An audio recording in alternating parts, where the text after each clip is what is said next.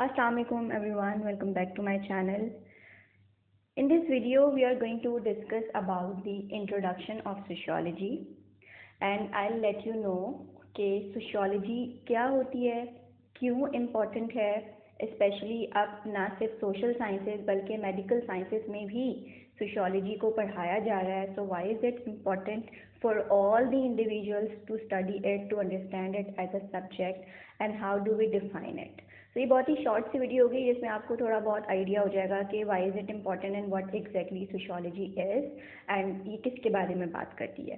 So let's continue with the meaning of sociology.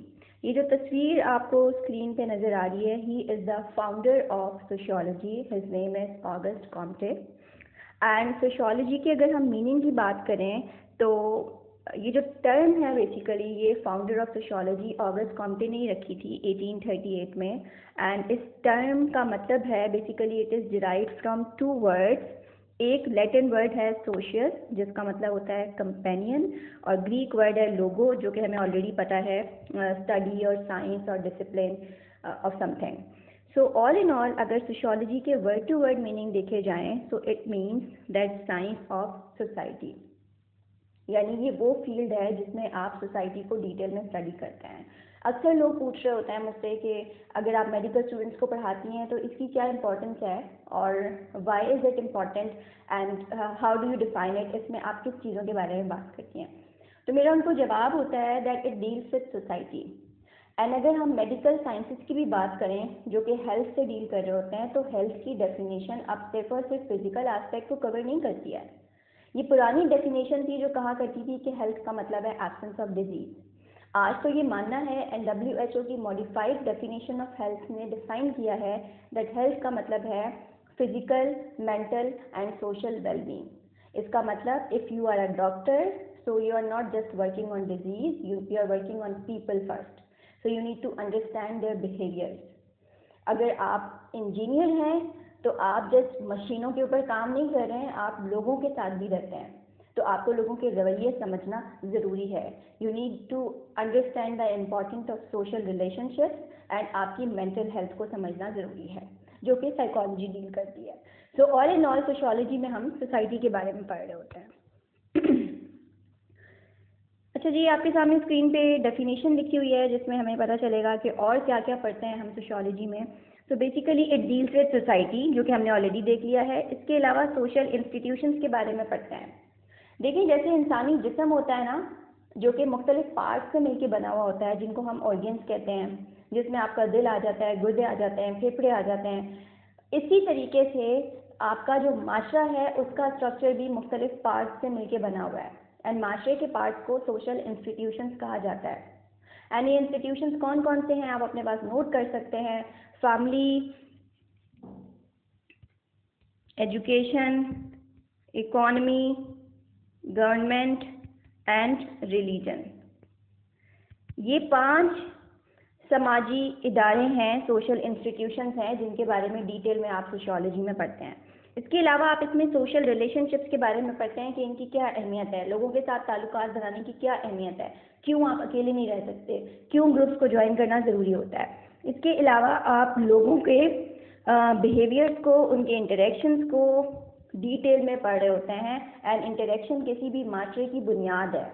बगैर interaction के, बगैर राब्ते के आपका माशरा या कोई भी चीज़ नहीं हो सकती कंप्लीट. इवन आपने अपना कोई पर्सनल गोल भी अचीव करना है, जैसे मुझे टीचर बनना है अगर, तो मैं नहीं बन सकती जब तक मेरे पास लोग नहीं हैं. मुझे एक अच्छा यूट्यूब कंटेंट क्रिएटर बनना है, मैं नहीं बन सकती आप सबके बगैर. अगर आप मुझे सुनेंगे, सपोर्ट करेंगे तो ही आई कैन डू दैट.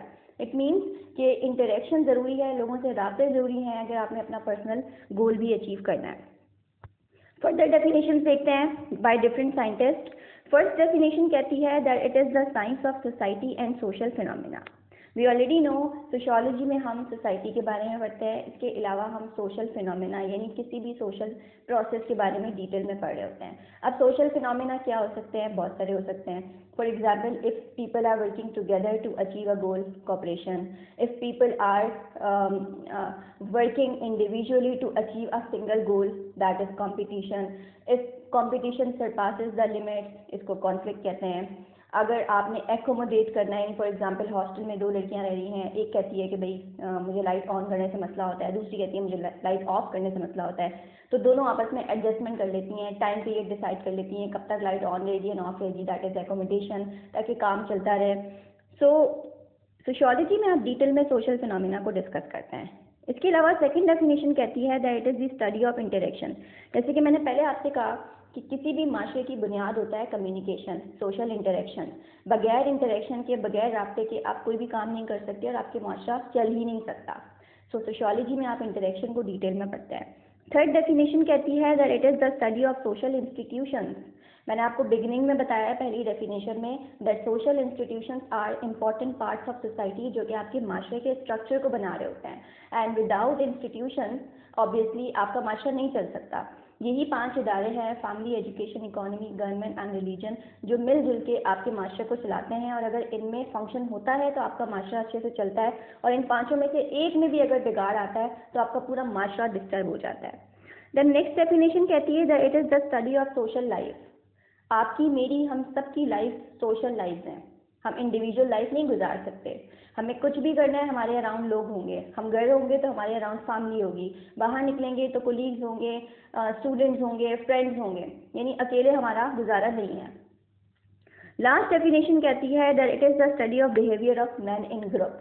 आप सोशियोलॉजी में ग्रुप्स को भी डिटेल में पढ़ते हैं कि ग्रुप क्या होता है, हम ग्रुप क्यों ज्वाइन करते हैं और कैसे हमारे बिहेवियर वेरी करते हैं ग्रुप्स के अकॉर्डिंगली। देखिए, आप एक ही इंसान हैं। सुबह जब आप उठते हैं, आप घर में होते हैं, आपका रवैया कुछ और होता है। आप जब निकल के अपनी यूनिवर्सिटी में जाते हैं, आपका रवैया कुछ और है।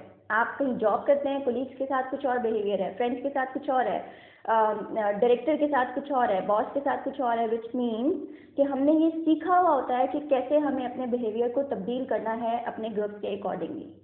तो ये जो behaviour of man in group है, ये भी एक बहुत इंपॉर्टेंट टॉपिक है जो कि हमें स्टडी करना होता है सोशियोलॉजी में। तो आई होप आपको थोड़ा बहुत समझ आ गया होगा कि सोशियोलॉजी क्या होता है, हम इसमें किन चीज़ों के बारे में पढ़ते हैं एंड क्यों ये इम्पॉर्टेंट है। मज़ीद वीडियोज़ के लिए मुझे सपोर्ट करते रहें। Thank you very much, have a good time.